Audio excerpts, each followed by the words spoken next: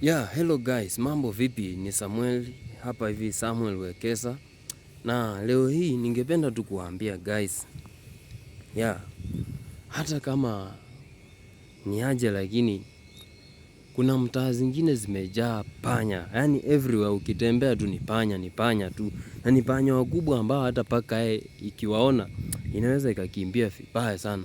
So guys, leo hii niko sehemu ambayo ni naweza sema hapa ni Westland, lakini ni ushago kidogo. Guys, I want you to see this building. See, I hope mnaona hizo buildings zenye ziko nyuma, na mnaona kuna kampuni, kuna nini huku nyuma yangu. So hii mtaa panya ni wengi guys, panya ni wengi. Yani kuna day nilikuja huku na kucollect panya, nikajikuta nimecollect panya ambaye nilicollect panya ndoo moja. Na wamejaribu, au majamaa wanasema wamejaribu kuweka sumu, imeshindikana.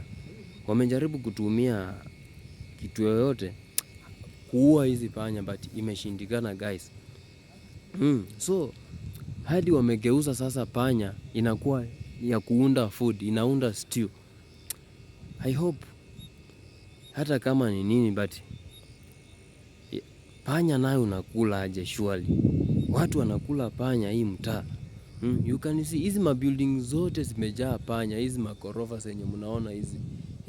You can see them clearly. Ni panya tu everywhere, ni panya tu. Guys, style up. Yani sijui nisema aje.